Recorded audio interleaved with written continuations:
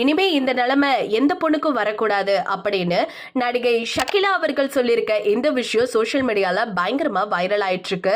அப்படி என்ன சொன்னாங்க அப்படிங்கறத இந்த வீடியோல நம்ம இப்போ முழுமையா பார்க்கலாம். மலையாளத்துல கிளாமர் குவீன் அப்படின்னு சொன்னாலே நம்ம எல்லாருக்கும் ஷகிலா அவர்களை தான் ஞாபகம் வரும்.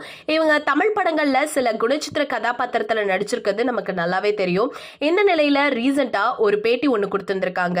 அதுல கலந்துகிட்ட ஷகிலா அவர்கள் ஓப்பனா ஒரு சில விஷயங்களை ஷேரும் பண்ணியிருந்திருக்காங்க. என்ன சொன்னாங்கன்னா, எனக்கு ஒரு தம்பி இருக்கான். என்னோட தம்பி ஃப்ரெண்ட்ஸோட பாண்டிச்சேரி போயிருந்திருக்கான்.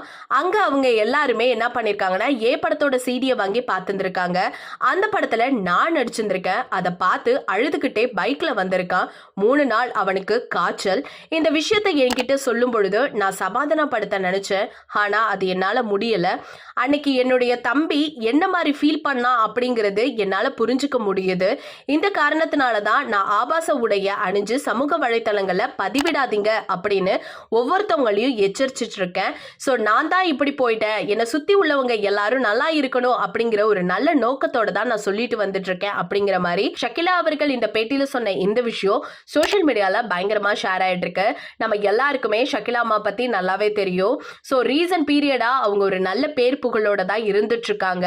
இப்படி இருக்க நிலையில நான் ஒரு காலத்துல இப்படி இருந்தேன், இப்ப அப்படி இல்லை அப்படிங்கிற மாதிரியும் நிறைய பேருக்கு சின்ன சின்ன அட்வைஸும் கொடுத்துட்டு வந்துட்டு இருக்காங்க.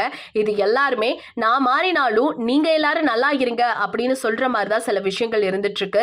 இதை பத்தி உங்களோட கருத்துக்களை மறக்காம நம்ம கமெண்ட் செக்ஷன்ல ஷேர் பண்ணிக்கோங்க. இது போல பல அப்டேட்ஸை தெரிஞ்சுக்க நம்ம சேனலை சப்ஸ்கிரைப் பண்ணி வச்சுக்கோங்க.